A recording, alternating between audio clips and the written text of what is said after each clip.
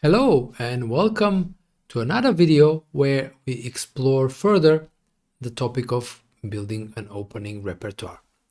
So in this video I want to tell you about another method that I have successfully used to choose variations that are to my liking.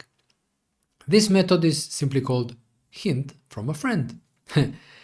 Well, to explain how this works. So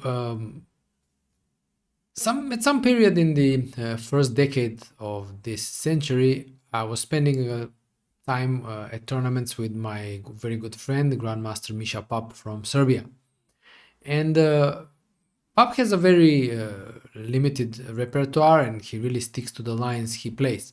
And at that time, he was telling me about one interesting gambit line in the French defense. It was in the advanced variation. So at that time, this wasn't really that interesting to me, or at least initially it wasn't, because against the French I was normally playing knight c3. What was happening at the time was that the theory obviously started to balloon after knight c3, especially as all three main moves that we now were against with bishop b4, the classical the option with knight f6, and the Rubinstein with d4 were getting really a lot of attention, and they were becoming increasingly more difficult to come up with ideas against. So then his story about the advanced variation started to become actually quite attractive, because it's a very practical way to approach the French defense. You don't give black the choice to choose their own variation after knight c3 or knight d2. Instead, you choose your own variation by going for the advanced.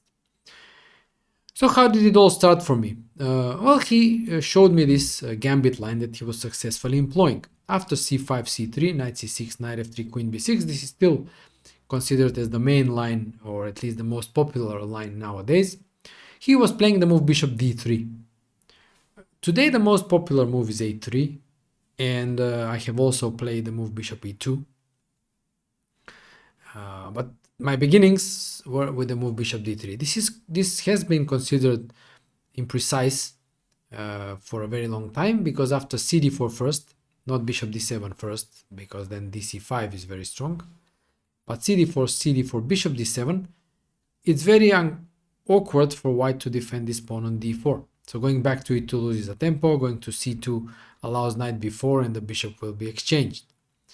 But the gambit line goes short castle knight d4, and now not this, let's say, the Milner-Barry version of knight c3, but rather the move knight bd2. And this was Pap's discovery. I mean, I'm not sure that I'm pretty sure it wasn't him who came up with the move knight bd2, but he actually was at least among the first ones to understand that this gives white a very serious initiative. So he was talking to me about this line, and I decided to check it out. And I started my investigations. It turned out that the line really has a lot of fascinating lines, and it turns out to be very dangerous for black. So just to give you an illustration of some of the lines that I have looked at, this is a very condensed version. In fact, I have analyzed much more than what I'm about to show you, and in much more depth. I'm just going to give you a brief overview of what I've looked at, and how I got inspired to actually try this gambit in practice. So the move bishop c5 was considered one of the main moves, and here the very strong move was the move b4. It's a shocking move because the pawn can be taken twice, but both captures actually work nicely for white. For example, bishop b4 is bad, rook b1 is a very unpleasant pin. After knight f3, queen takes f3, the queen is coming to g3 or g4, attacking the bishop, attacking g7. So it's very dangerous for black already. Taking with the queen is possible, though after knight takes d4, bishop takes d4, rook b1, queen c3, and knight f3. Again, white has excellent compensation. He will regain one pawn at least, for example, and if he doesn't, for example, after bishop b6, rook b3, gaining time by attacking the queen, and after, let's say, queen c7, queen d2. And this is another idea in the gambit when especially as the bishop is stranded on the queen side and cannot come back to f8 to defend g7. To illustrate one of the let's say more exciting lines, queen a5, knight g5 all of a sudden is winning for white. Queen a4, knight f7 now. King f7, check, and g6, bishop g6, and queen h8 is winning as the attack is pretty strong. After b4, black can go back to e7, black can take on f3. For example, let's say the best line is probably take on f3, bishop d4, and now queen g3. This is another discovery that I found. After bishop takes a1, queen g7, bishop e5, queen e5, f6, queen h5. Turns out that the initiative is very strong against black's king stuck in the center. After knight b2, there are other lines, for example, knight c6, which is met by knight b3. Knight h6 is another possibility, knight f3. Knight f3 is another one. And again, I have looked at many lines, for example, bishop knight e7, bishop e3, queen d8, rook c1. And you see the positional foundation of the gambit. White is a pawn down, but that pawn is this one, extra pawn, protected passed pawn on d5, but that pawn will never go anywhere because in exchange for the pawn, white obtained a very strong blockading square d4, which can be occupied whether by a bishop or a knight. So that piece usually is very well placed on that square, and white uses his development advantage and good development generally to create play on both sides of the board. Sometimes it's possible to penetrate along the c file, for example, like this. Sometimes advance of the queen side pawns is good, and sometimes just play on the king side, h4, h5, maybe queen g4. The bishop is already looking in that direction and so on. So white can successfully play on both sides of the board. So one idea, if knight g6, h4, threatening h5, sacrificing another pawn with the idea to penetrate with the rook on the 7th rank. After knight c6, h4 again. This was played in my game against Zamengo in 2012, a game that I won. So I explored this gambit in great depth. I discovered it was very promising, and more importantly, it wasn't mainstream theory. So similar to what I explained last week, it's something that you have analyzed in great depth, something you know well, and something that is not commonly known or expected, and pretty certainly not well prepared by your opponent. So it's a very good element of surprise being present here.